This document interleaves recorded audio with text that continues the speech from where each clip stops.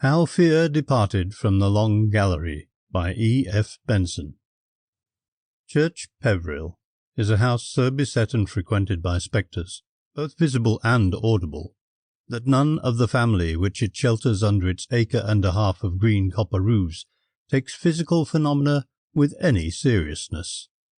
For to the Peverils the appearance of a ghost is a matter of hardly greater significance than is the appearance of the post to those who live in more ordinary houses. It arrives, that is to say, practically every day. It knocks or makes other noises. It is observed coming up the drive, or in other places. I myself, when staying there, have seen the present Mrs. Peveril, who is rather short-sighted, peer into the dusk while we were taking our coffee on the terrace after dinner, and say to her daughter, "My dear, was not that the blue lady who has just gone into the shrubbery? I hope she won't frighten Flo. Whistle for Flo, dear." Flo, it may be remarked, is the youngest and most precious of many dachshunds. Blanche Peveril gave a cursory whistle, and crunched the sugar left unmelted at the bottom of her coffee-cup between her very white teeth. "Oh, darling, Flo isn't so silly as to mind," she said. "Poor blue Aunt Barbara is such a bore. Whenever I meet her, she always looks as if she wanted to speak to me, but when I say, 'What is it, Aunt Barbara?' she never utters, but only points somewhere towards the house, which is so vague. I believe there was something she wanted to confess about 200 years ago, but she has forgotten what it is." Here Flo gave 2 or 3 short pleased barks, and came out of the shrubbery, wagging her tail, and capering round what appeared to me to be a perfectly empty space on the lawn. "There, Flo has made friends with her," said Mrs. Peveril. "I wonder why she dresses in that very stupid shade of blue." From this it may be gathered that even with regard to physical phenomena, there is some truth in the proverb that speaks of familiarity. But the Peverils do not exactly treat their ghosts with contempt, since most of that delightful family never despised anybody except such people as avowedly did not care for hunting or shooting, or golf or skating. And as all their ghosts are of their family, it seems reasonable to suppose that they all, even the poor blue lady, excelled at one time in field sport. So far, then, they harbour no such unkindness or contempt, but only pity. Of one Peveril, indeed, who broke his neck in vainly attempting to ride up the main staircase on a thoroughbred mare after some monstrous and violent deed in the back garden, they are very fond, and Blanche comes downstairs in the morning with an eye unusually bright when she can announce that Master Anthony was very loud last night. He, apart from the fact of his having been so foul a ruffian, was a tremendous fellow across country, and they like these indications of the continuance of his superb vitality. In fact, it is supposed to be a compliment when you go to stay at Church Peveril, to be assigned a bedroom which is frequented by defunct members of the family. It means that you are worthy to look on the august and villainous dead, and you will find yourself shown into some vaulted or tapestried chamber without benefit of electric light, and are told that great-great-grandmamma Bridget occasionally has vague business by the fireplace, but it is better not to talk to her, and that you will hear Master Anthony awfully well, if he attempts the front staircase any time before morning. There you are, left for your night's repose, and, having quakingly undressed, begin reluctantly to put out your candles. It is draughty in these great chambers, and the solemn tapestry swings and bellows and subsides, and the firelight dances on the forms of huntsmen and warriors and stern pursuits. Then you climb into your bed, a bed so huge that you feel as if the desert of Sahara was spread before you, and pray, like the mariners who sailed with St. Paul, for day. And all the time you are aware that Freddie and Harry and Blanche, and possibly even Mrs. Peveril, are quite capable of dressing up and making disquieting tappings outside your door, so that when you open it some inconjecturable horror fronts you. For myself, I stick steadily to the assertion that I have an obscure valvular disease of the heart, and so sleep undisturbed in the new wing of the house, where Aunt Barbara and great-great-grandmamma Bridget and Master Anthony never penetrate. I forget the details of great-great-grandmamma Bridget, but she certainly cut the throat of some distant relation before she disembowelled herself with the axe that had been used at Agincourt. Before that she had led a very sultry life, crammed with amazing incident. But there is one ghost at Church Peveril at which the family never laugh, in which they feel no friendly and amused interest, and of which they only speak just as much as is necessary for the safety of their guests. More properly it should be described as two ghosts, for the haunt in question is that of two very young children who were twins. These, not without reason, the family take very seriously indeed. The story of them, as told me by Mrs. Peveril, is as follows. In the year 1602, the same being the last of Queen Elizabeth's reign, a certain Dick Peveril was greatly in favour at court.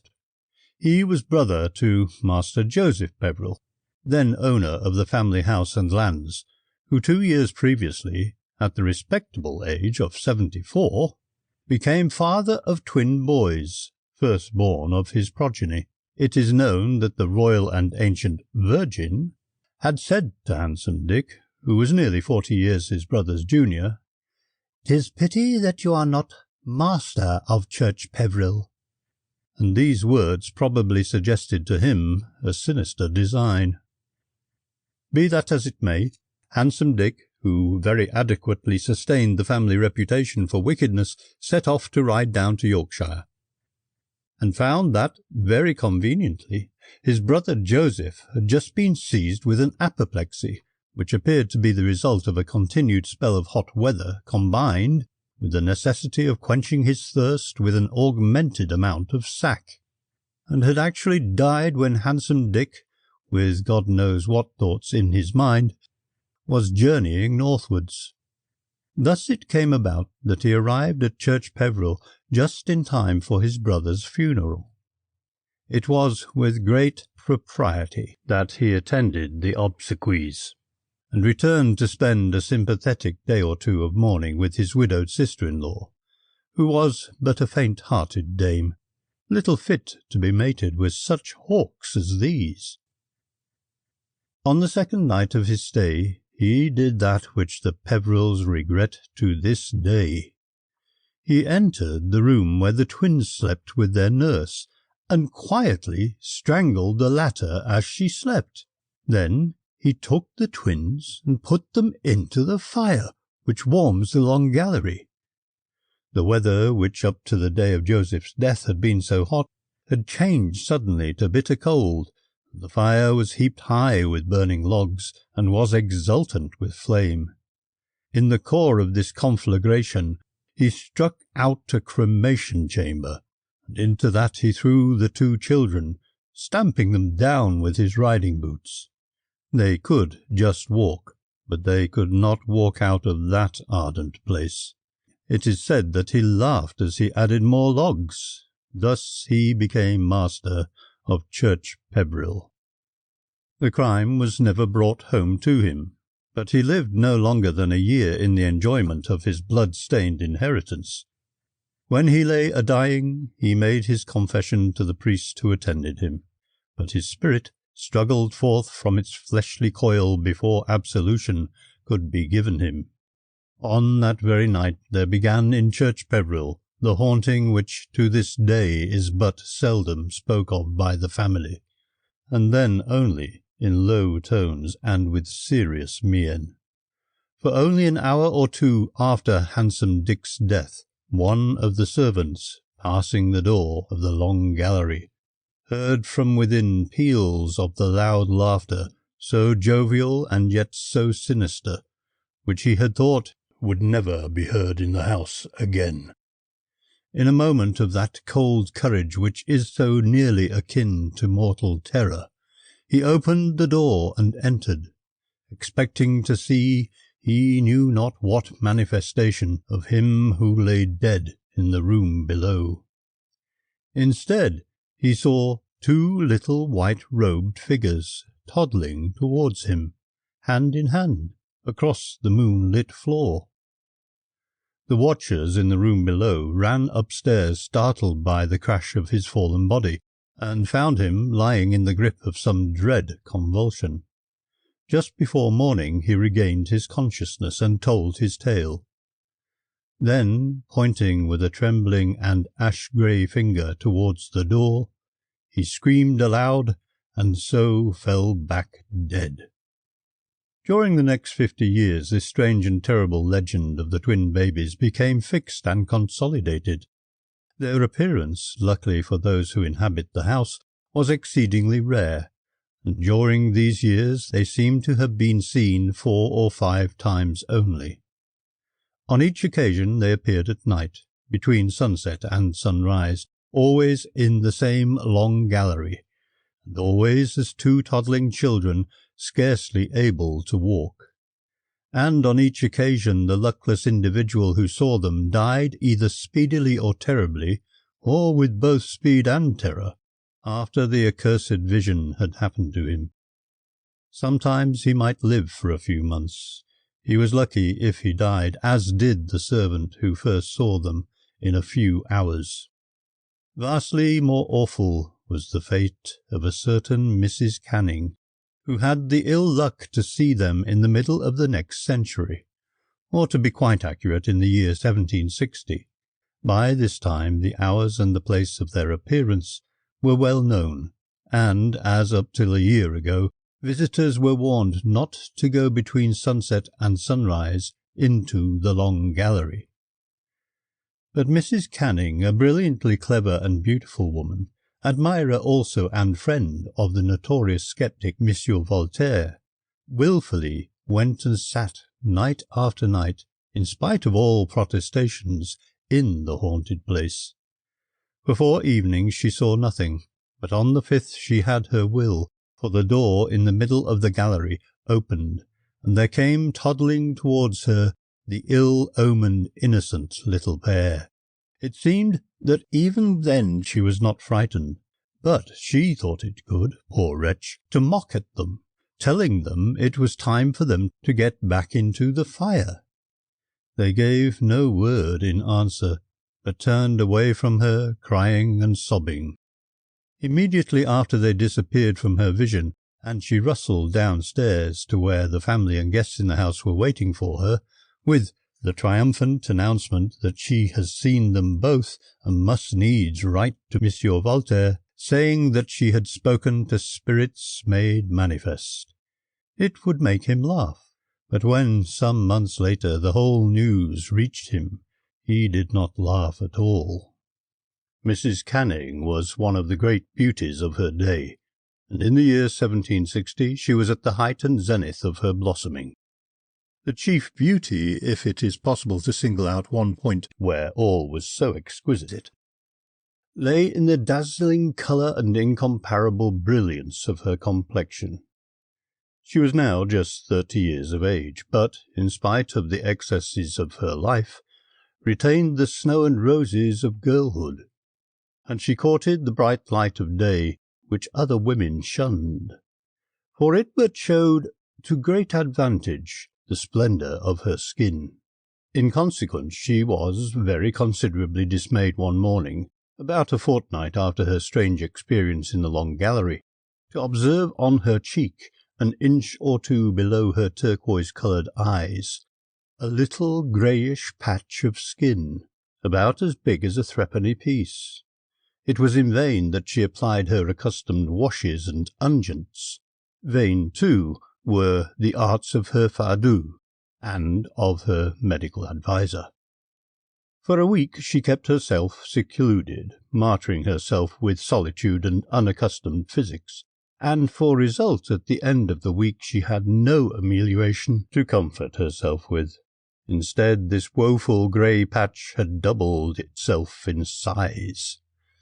Thereafter the nameless disease, whatever it was, developed in new and terrible ways. From the centre of the discoloured place there sprouted forth little lichen-like tendrils of greenish grey, and another patch appeared on her lower lip.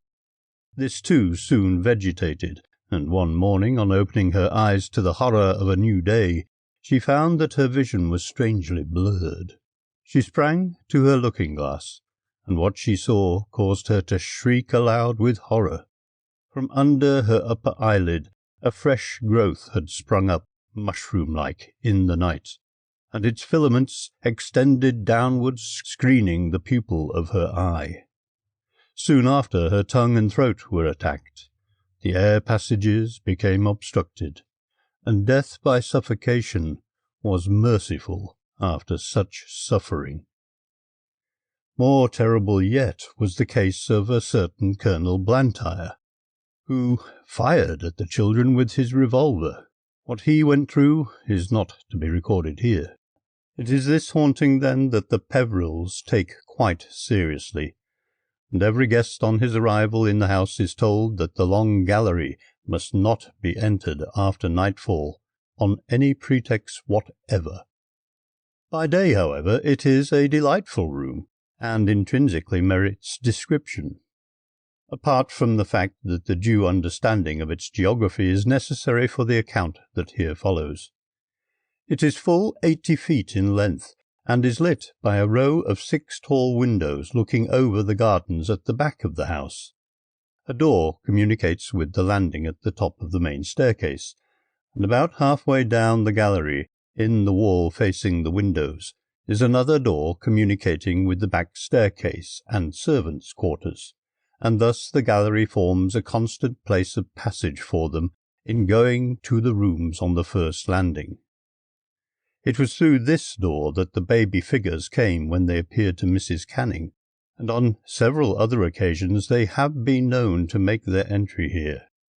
For the room out of which Handsome Dick took them lies just beyond at the top of the back stairs. Further on again in the gallery is the fireplace into which he thrust them, and at the far end a large bow window looks straight down the avenue.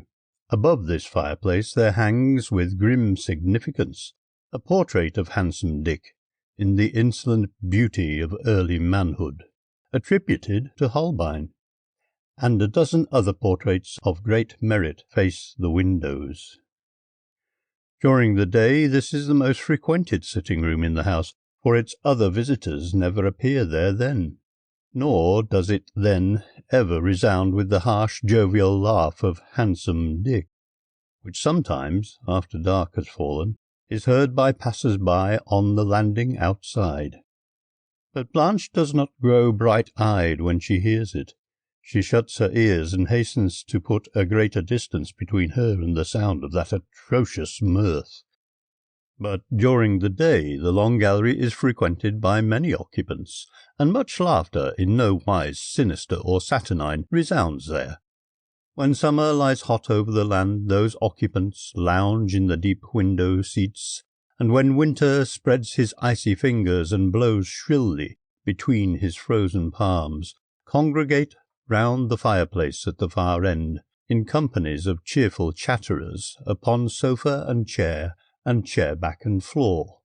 Often have I sat there on long August evenings up till dressing time, but never have I been there when anyone has seemed disposed to linger over late, without hearing the warning, "It is close on sunset, shall we go?" Later on, in the shorter autumn days, they often have tea laid there, and sometimes it has happened that, even while merriment was most uproarious, Mrs. Peveril has suddenly looked out of the window and said, "My dears, it is getting so late, let us finish our nonsense downstairs in the hall." and then for a moment a curious hush always falls on loquacious family and guests alike. And as if some bad news had just been known, we all make our silent way out of the place. But the spirits of the Peverils, of the living ones that is to say, are the most mercurial imaginable, and the blight which the thought of handsome Dick and his doings cast over them passes away again with amazing rapidity. A typical party, large, young, and peculiarly cheerful, was staying at Church Peveril shortly after Christmas last year, and, as usual, on December the 31st, Mrs. Peveril was giving her annual New Year's Eve ball. The house was quite full, and she had commandeered as well the greater part of the Peveril Arms to provide sleeping quarters for the overflow from the house. For some days past a black and windless frost had stopped all hunting, but it is an ill windlessness that blows no good, if so mixed a metaphor may be forgiven. And the lake below the house had for the last day or two been covered with an adequate and admirable sheet of ice.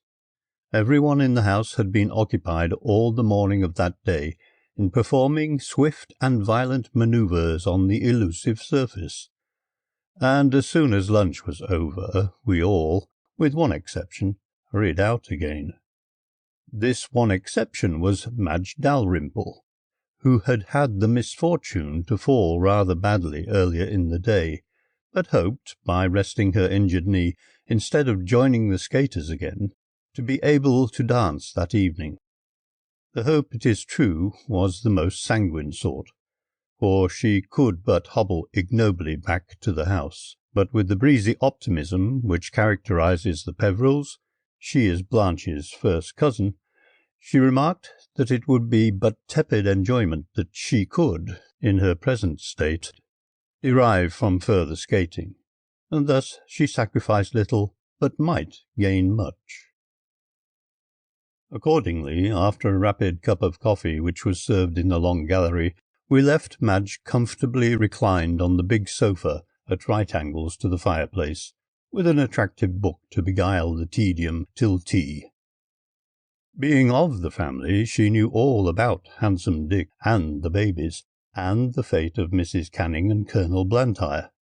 But as we went out I heard Blanche say to her, "Don't run it too fine, dear," and Madge had replied, "No, I'll go away well before sunset," and so we left her alone in the long gallery. Madge read her attractive book for some minutes, but failing to get absorbed in it, put it down and limped across to the window. Though it was still but little after 2, it was but a dim and uncertain light that entered, for the crystalline brightness of the morning had given place to a veiled obscurity produced by flocks of thick clouds which were coming sluggishly up from the northeast. Already the whole sky was overcast with them, and occasionally a few snowflakes fluttered waveringly down past the long windows. From the darkness and bitter cold of the afternoon, it seemed to her that there was like to be a heavy snowfall before long, and these outward signs were echoed inwardly in her by that muffled drowsiness of the brain, which to those who are sensitive to the pressures and lightnesses of weather portends storm. Madge was peculiarly the prey of such external influences. To her a brisk morning gave an ineffable brightness and briskness of spirit, and correspondingly the approach of heavy weather produced a somnolence in sensation that both drowsed and depressed her. It was in such a mood as this that she limped back again to the sofa beside the log fire.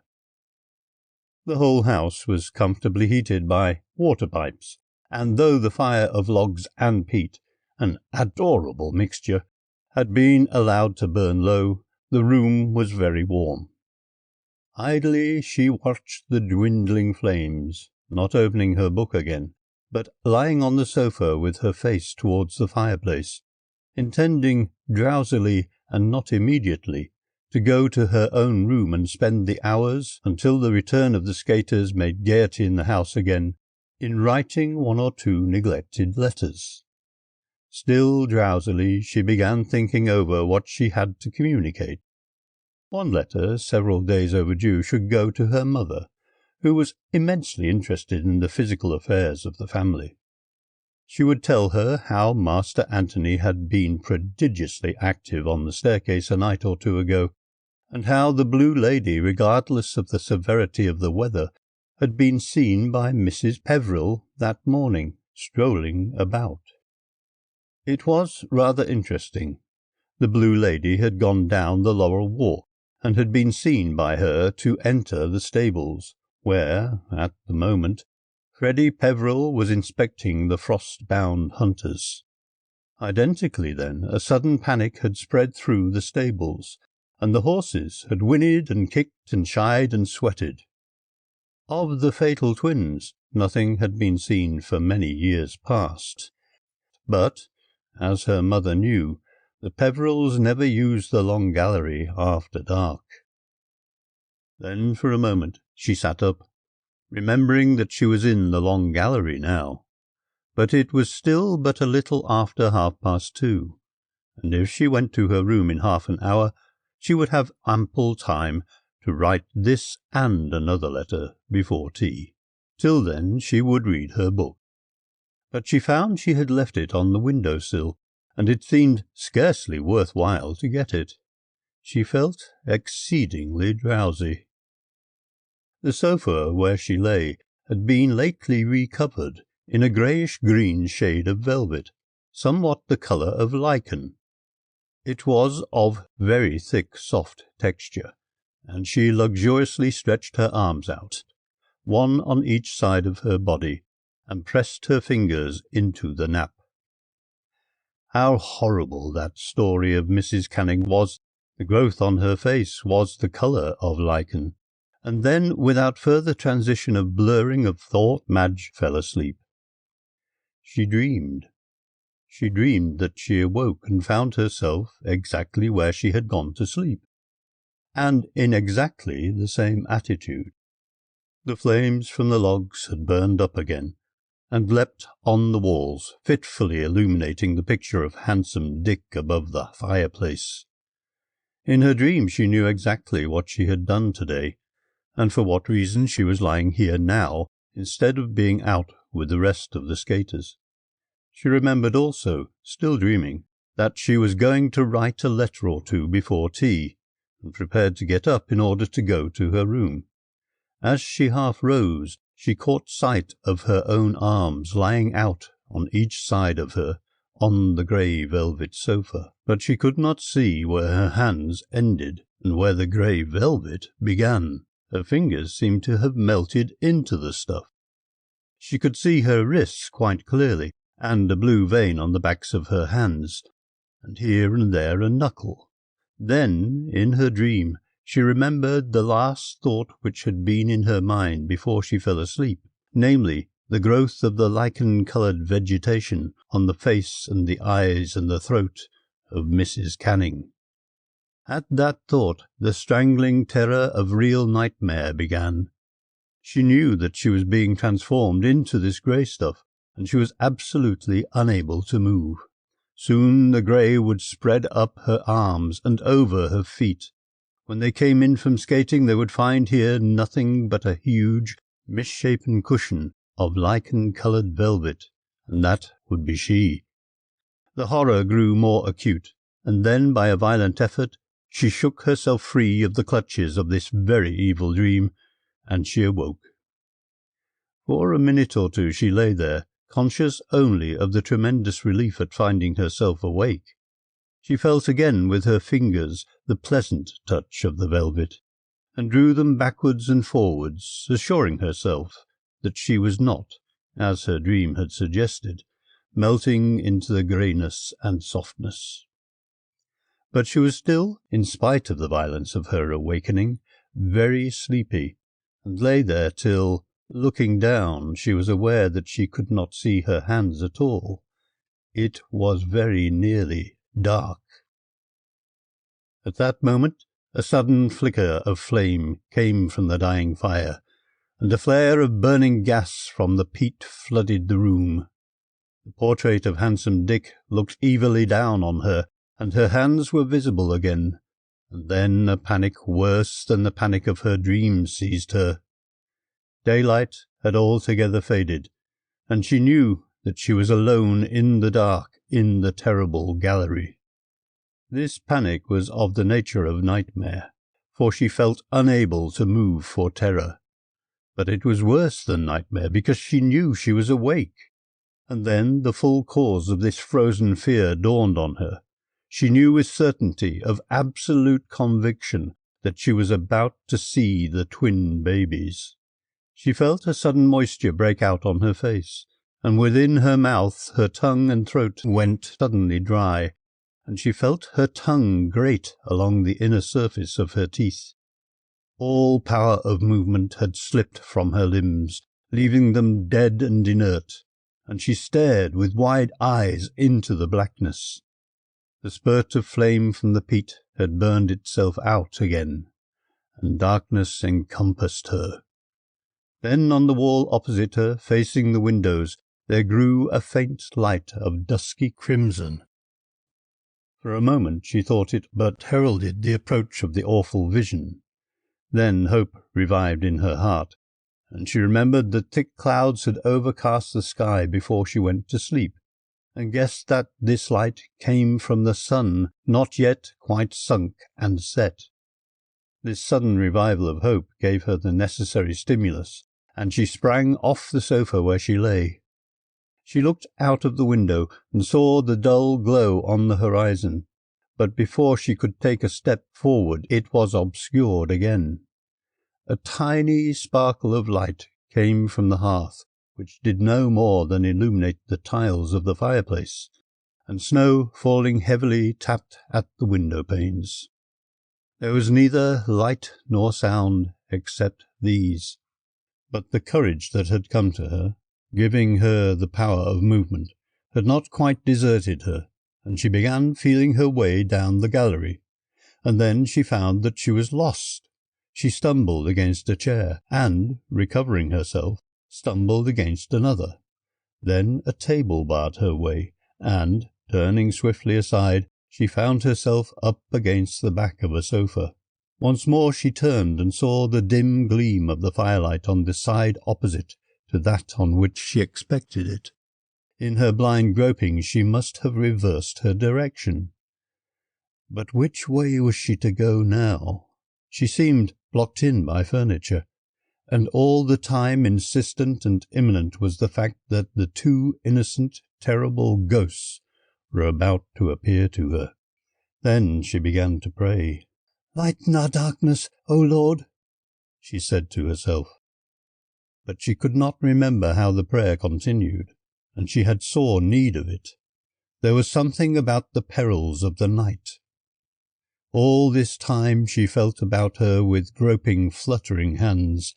The fire glimmer which should have been on her left was on her right again. Therefore she must turn herself round again. "Lighten our darkness," she whispered, and then aloud she repeated, "Lighten our darkness." She stumbled up against a screen, and could not remember the existence of any such screen. Hastily she felt beside it with blind hands, and touched something soft and velvety. Was it the sofa on which she had lain? If so, where was the head of it? It had a head and a back and feet. It was like a person, all covered with grey lichen. Then she lost her head completely. All that remained to her was to pray. She was lost in this awful place, where no one came in the dark except the babies that cried, and she heard her voice rising from whisper to speech, and speech to scream. She shrieked out the holy words. She yelled them as if blaspheming, as she groped among the tables and chairs and the pleasant things of ordinary life, which had become so terrible. Then came a sudden and awful answer to her screamed prayer. Once more a pocket of inflammable gas in the peat on the hearth was reached by the smouldering embers, and the room started into light. She saw the evil eyes of handsome Dick. She saw the little ghostly snowflakes falling thickly outside, and she saw where she was, just opposite the door through which the terrible twins made their entrance. Then the flame went out again, and left her in blackness once more. But she had gained something, for she had her geography now. The centre of the room was bare of furniture, and one swift dart would take her to the door of the landing above the main staircase, and into safety. In that gleam she had been able to see the handle of the door, bright, brassed, luminous like a star. She would go straight for it. It was but a matter of a few seconds now. She took a long breath, partly of relief, partly to satisfy the demands of her galloping heart. But the breath was only half taken when she was stricken once more into the immobility of nightmare. There came a little whisper. It was no more than that, from the door opposite which she stood, and through which the twin babies entered. It was not quite dark outside it, for she could see that the door was opening, and there stood in the opening 2 little white figures side by side. They came towards her slowly, shufflingly.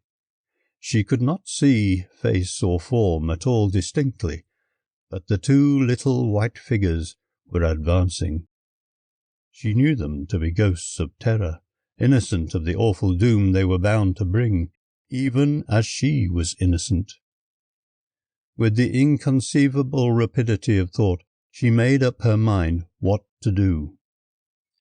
She had not hurt them or laughed at them, and they were but babies when the wicked and bloody deed had sent them to their burning death. Surely the spirits of these children would not be inaccessible to the cry of one who was of the same blood as they, who had committed no fault that merited the doom they brought. If she entreated them, they might have mercy. They might forbear to bring the curse on her. They might allow her to pass out of the place without blight, without the sentence of death, or the shadow of things worse than death upon her. It was but for the space of a moment that she hesitated. Then she sank down onto her knees and stretched out her hands towards them. "Oh, my dears," she said, "I only fell asleep. I have done no more wrong than that." She paused a moment, and her tender girl's heart thought no more of herself, but only of them, those little innocent spirits on whom so awful a doom was laid, that they should bring death where other children bring laughter, and doom for delight. But all those who had seen them before had dreaded and feared them, or had mocked at them. Then, as the enlightenment of pity dawned on her, her fear fell from her like the wrinkled sheath that holds the sweet folded buds of spring. "Dears, I am so sorry for you," she said. "It is not your fault that you must bring me what you must bring. But I am not afraid any longer. I am only sorry for you. God bless you, you poor darlings." She raised her head and looked at them. Though it was dark, she could now see their faces, though all was dim and wavering, like the light of pale flames shaken by a draught.